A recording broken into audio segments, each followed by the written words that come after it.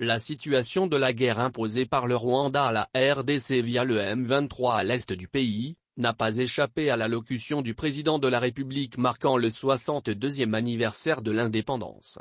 Félix Tshisekedi a réitéré son serment constitutionnel de maintenir l'indépendance et l'intégrité territoriale et de sauvegarder l'unité nationale. À cet effet, il a assuré qu'il ne ménagera aucun effort pour que la paix et la sécurité soient rétablies, et que les agresseurs soient repoussés hors de la RDC. Aussi, tout en appréciant à sa juste valeur le soutien manifeste dont le peuple fait preuve au quotidien à l'endroit des forces de défense et de sécurité, le président de la République a lancé un appel solennel à la mobilisation générale en vue d'intensifier le soutien populaire sans faille qui fait tant de bien au moral de nos combattants engagés au front. Mon appel s'adresse, d'une manière toute particulière, à notre jeunesse que j'invite à s'enrôler massivement dans les FARDC et dans la police nationale, a dit le président de la République. Dans le même contexte, il a enjoint le gouvernement de la République à renforcer les capacités logistiques et matérielles des forces de défense et de sécurité nécessaires pour soutenir leur montée en puissance.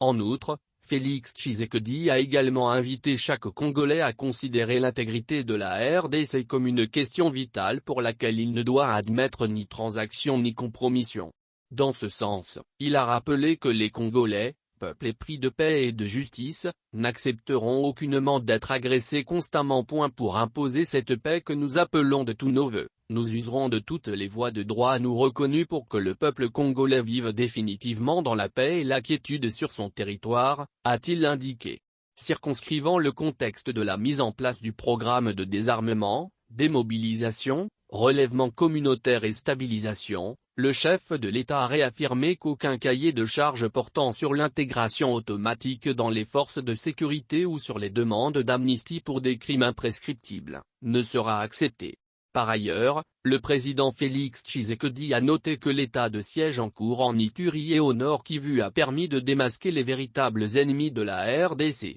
Ce régime exceptionnel a contribué à la neutralisation et à la reddition de plusieurs centaines d'éléments des groupes armés et à la récupération des armes ainsi qu'au démantèlement de plusieurs réseaux de trafic illicite d'armes et de minerais. L'état de siège a rendu possible l'anéantissement des réseaux de ravitaillement de certains groupes armés et la récupération de nombreuses localités dans l'est du pays autrefois sous contrôle de ces derniers, a-t-il relevé.